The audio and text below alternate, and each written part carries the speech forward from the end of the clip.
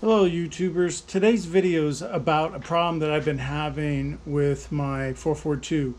That problem is that after you've driven it for a little bit and you shut it off and you go to restart it within 5-10 minutes after you've parked it, that it is very difficult to get started again, and if you get started it's not going to run great until the fuel bowl in the carburetor gets back filled up. And that's the reason that I'm doing this video, is to help others with a heat soak issue with today's fuel. I don't ever remember this being a problem when fuel was not mixed with ethanol, but now with the 10% ethanol that you just find in all your gas, the fuel is boiling away, and it's causing heat problems, starting problems after the car's got heat soaked for a little bit. So it is a big block. It does get hot under there. It is Florida, so it's hotter than maybe some other places year round. But anyways, I believe I've got the fix for it. The fix for it is a kit from Edelbrock. It is a 8726 for mine. It's for a spread bore 4-barrel, Rochester 4-barrel. It's about 60 bucks on Amazon. It is some kind of composite material, like a plastic and wood combination, some kind of mix, I'm not sure exactly what, but of something that doesn't transmit heat very well. It's 3/4 of an inch thick, and it has two smaller gaskets on it, two thinner gaskets, one for the bottom of it, one for the top of it. I have seen some reports of people using a 1/4 inch spacer or a 1/4 inch gasket in between the carburetor and the intake manifold. This is a stock cast iron aluminum manifold, so cast iron manifold. It's not aluminum, so it's just stock setup. So that could be, part of the reason a lot of people run aluminum ones, but I don't. I run the stock one. So I think there's a 1/4 inch gasket right now between the carburetor and the thing, and I don't think it cut down enough on the heat being transferred through it. So we'll take it out, we'll verify that, and because I know some people said they used a 1/4 inch, some kind of composite gasket, and it really helped them. It's not helping me. I'm not sure what kind of compositive, if it's one of the ones they were talking about or not, but we'll try to take a look at it. I'm going to run the car.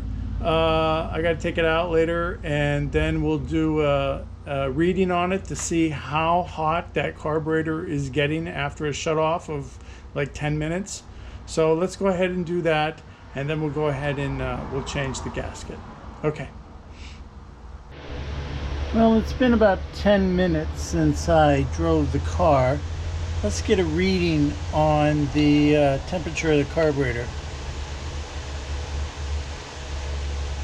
So I hope you can see that right there on the bowl. It's running about 180, 85, 80, depends on where exactly you touch. Right there on the fuel inlet, running about 170. So you can tell that that's hot enough to make the alcohol burr. So yeah, let's get ready to see if we can fix the problem.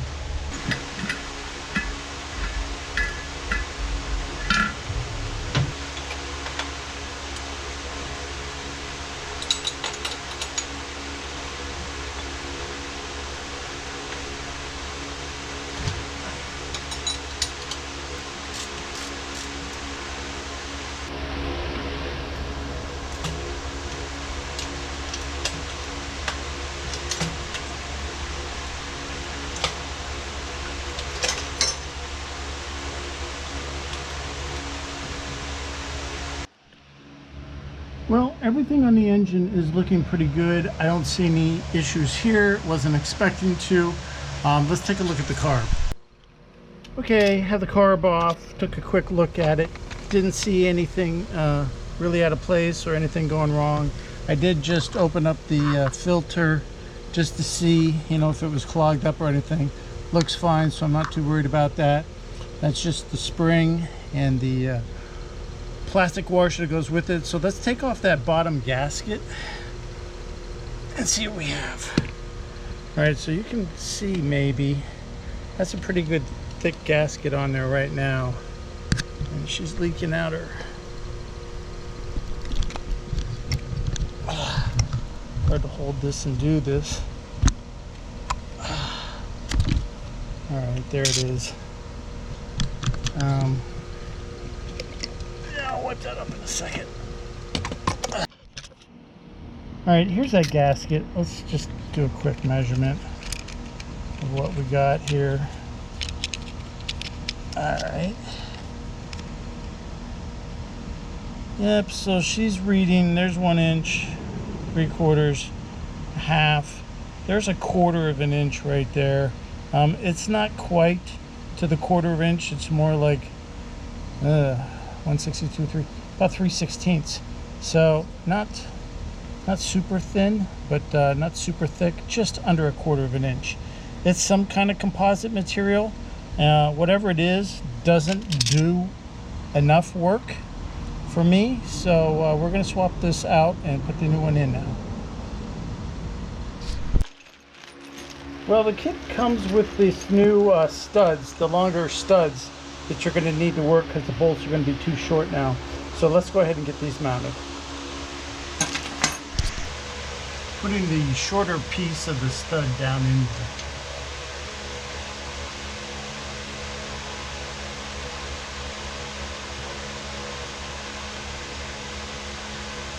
Now I'm just going to take some locking pliers and just try to get them a little tighter.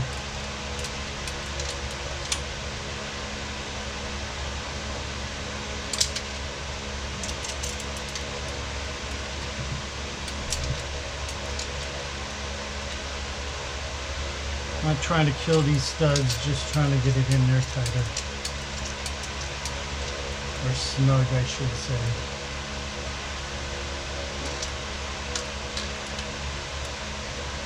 Alright, the kit comes with these double spacers, so we'll put them in.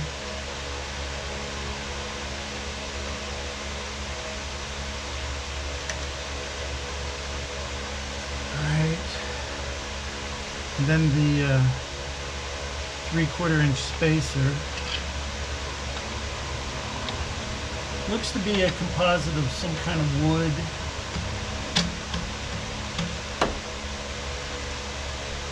And plastic. Okay. Make sure it's on. Then the other spacer.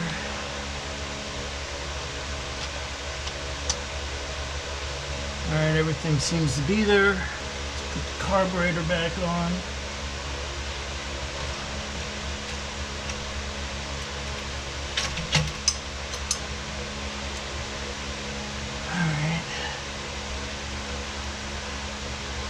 Not down, I don't see the studs in the front. Something's holding it up. Alright. It does seem to be sitting, you know, down. But I don't got enough stud to work with. It seems like the back is fitting, but the front is not going down.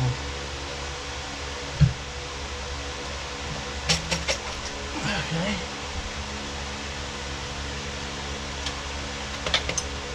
Ooh. That's all the way down and those studs are not tall enough.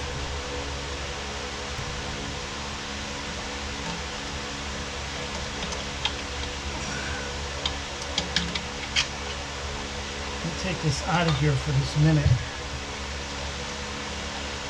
so I can see how much of the stud I have out.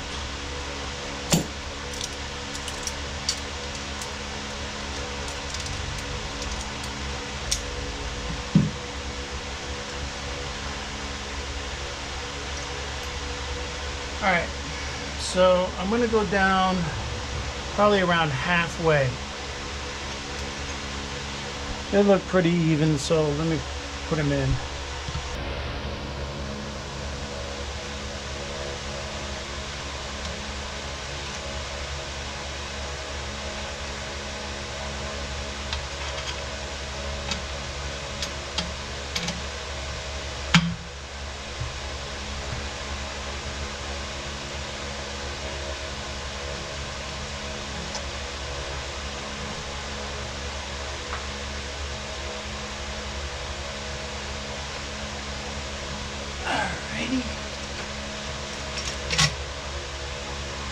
There. That seemed to work a little better.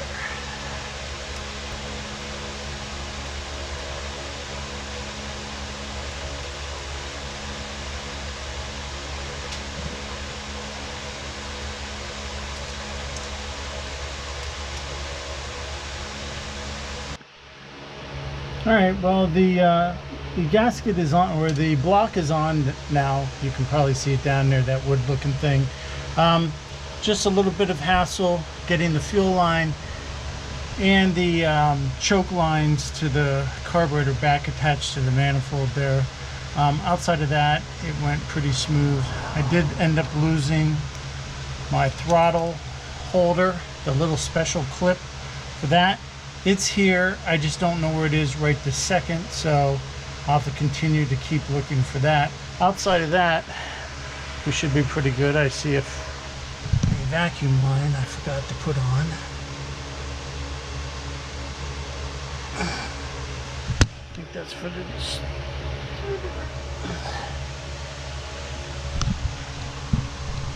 So make sure you do that. If you're in here, double check everything, make sure it's good. Okay, well, let's try to fire it up and see if there's any leaks.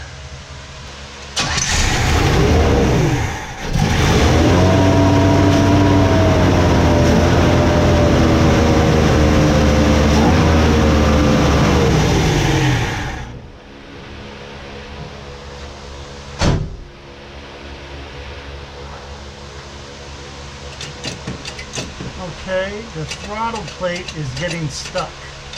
I can feel it's not returning. I got the return spring on, but it is getting stuck.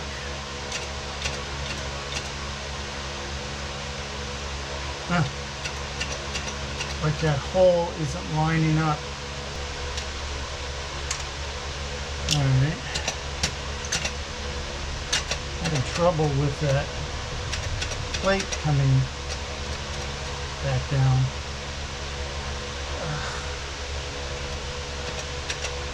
I don't know if that's the gasket that's catching it.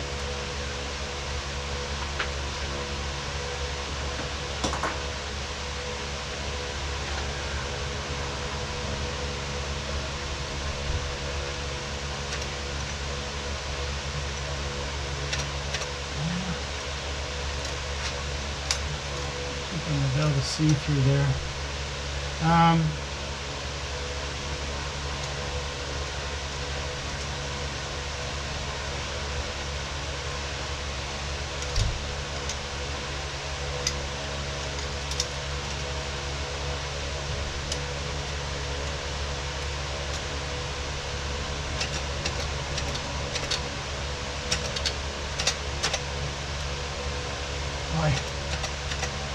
I'm gonna have to take this off.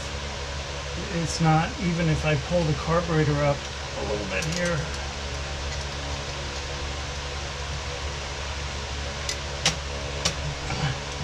That is not returning.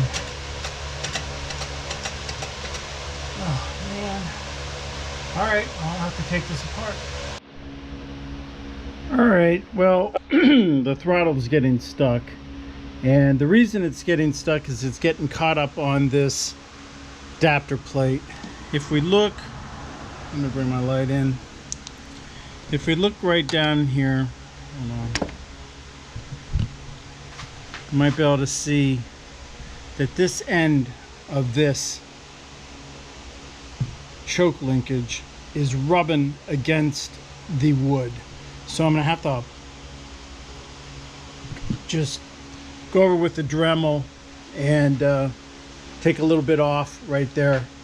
So I'll do that and then we'll do another test fit and we'll see how it works. All right, well, let me see if I can chew this out a little bit. I just have my Dremel with a it's kind of like a some kind of wood, or I don't know what it is, some kind of stone bit. See what it does.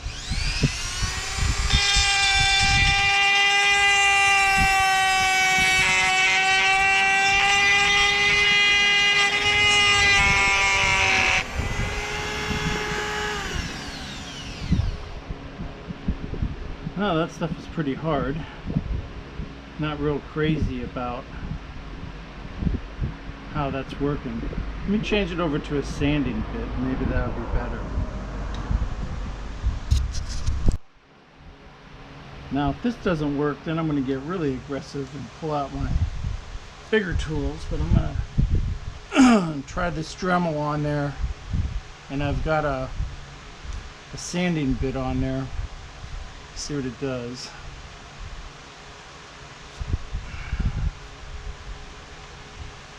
Okay.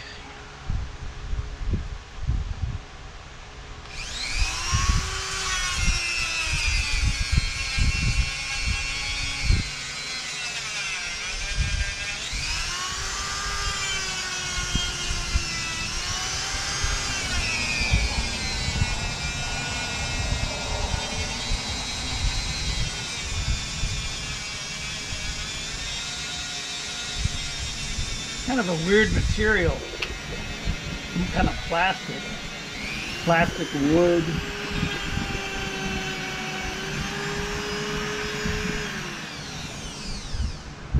I don't know how well the camera is going to show this, but I've brought it in quite a bit, and let me tell you, that is hot. So let's go do a test fit, see what it looks like. Now let's take a look.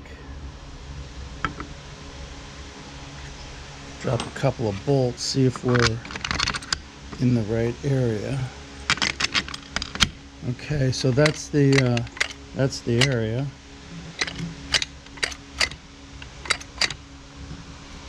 It doesn't look like it's hitting. See if I can get maybe a card or something like that.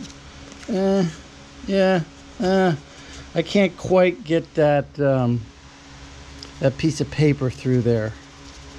So I'm going to just take off a little bit more. I want a little more clearance. It seems like it's working, but I mean, if that metal expands or anything funky like that happens, then I could be in trouble. So let me just take a little bit more off, and I think we have it. You know, I'm not really much of a woodworker. I've had to work with wood over the years, but I never thought I'd really need a Dremel very much. But now that I've had it, I've had at least 3 projects now where this Dremel's really paid for itself. And I tell you, I got it at Hobby Lobby, not a sponsor, for like 20 bucks. And man, sure comes in handy.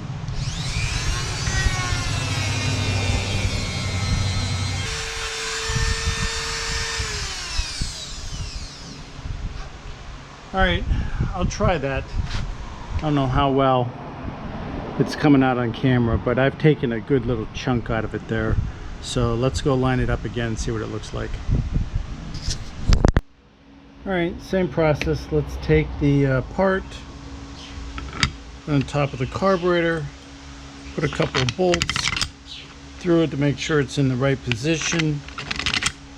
Okay, check the fit. Seems to be working okay. Check the alignment. Yep, I can get a piece of paper through there now. So, kind of like a feeler gauge. So hopefully that doesn't expand or anything like that. Might just take a little bit more off with that Dremel, and then I'll be done. So let me check. Okay, I did go back and put another couple of turns on the thing. I will warn you about a couple of things. A, that's about how much I had to take out. So probably a 1/4 inch or plus, somewhere around that much, to make that clear. And when I put these bolts back in here, I just wanted to show you one thing. And that is, where's my light? That these barrels, you gotta be real careful. I don't know how well it's coming out on camera, but those holes are cut just to the size of these, okay? So if you have this off just by a millimeter, you know, one way or another, you could be catching. So when you go to tighten this down, you better make sure you test this real good to make sure these butterflies are opening, and then tighten it down while you got it exactly in the center. So I'll just leave you with that. So yeah, so let's put it back on the car and see how it does. Now you might have seen me moving around the spring. It took me a minute to realize where the spring tension goes here in the back. So I had it hooked over here, but that's not right. It should be over here. And that extra spring tension of moving it from here back another inch can really help you. So I want to make sure that this throttle doesn't stick. So, you know, it's snapping back pretty good now. So we shouldn't have a problem with it getting stuck on me. And it seems to be moving okay, so I feel pretty good about that. Let me put together and give you my final thoughts. All right, it's been a good 10 minutes since I shut it off. So let's take some checks here. Okay, down by the manifold, we're running about 170, somewhere around there, 175, depending where I hit. If I go on the wood, it's 150, 155, somewhere around there. If I go up to the float bowl, it's 134. Even inlet's 136. So it's hot outside. I know the air cleaner's not on, but this makes it a little easier for us to tell. Last time it was running like around 180, now it's down to 133.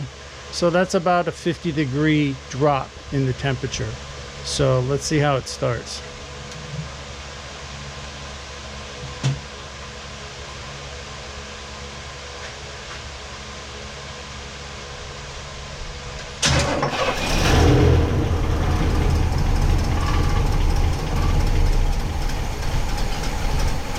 All right, she's not running well because I had those, I have a couple of main vacuum lines off of it. But she started right up. I never even got in the car, so I think that's a lot better than it ever would before. So that looks like a win.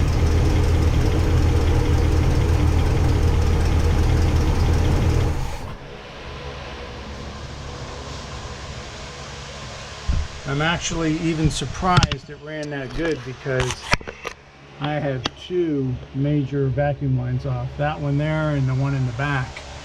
And I couldn't get my hand in there because it's too goddamn hot. So that's the reason for that. But I'll get them back in there. I just have them off. I was rerouting a couple of them. Now that I have a little bit of extra room under this carburetor now. I did not find my clip. So, you know, those doggone things, it was my fault. But I just got a tie wrap on there right now. I'm not going to be driving it like that, but I have it on there just for the testing purposes. But you saw right there how a big difference that can make. So I'll get back with you if anything changes, but I'm pretty happy with that. Well, I hope you were able to tell through there that that does seem to be a worthwhile upgrade. I will say when the car was first running, it was running a little bit faster than it was before. So I went around and made sure those choke tubes fit into their thing right, which is why I had to pull the vacuum lines out so I could get in there, and I wanted to reroute them. So we'll see how it goes, whether or not I have to adjust the idle afterwards. I may or may not have to, depending on what I see. But I'd have to say, outside of having to do that modification that you saw, I will say they say in the kit that this spacer is made out of wood. It is like wood dipped in some kind of resin, you know, some kind of plastic. So when you go to sand it, it's going to feel much more like sanding plastic or some kind of resin or something like that than it is wood. but it does seem effective. It reduced the temperature before and after about 50 degrees, somewhere around 47 to 50 degrees. So that's a pretty good drop. The car started right up again, like I said, even without those vacuum lines on there, so that was pretty good. So I'm pretty happy with that. So you know, I hope you found this video informative. If you did, please remember to like, comment, and subscribe. Let me know if you've had any success and if you had to modify the spacer at all. And once again, guys, thanks for watching. See you next time.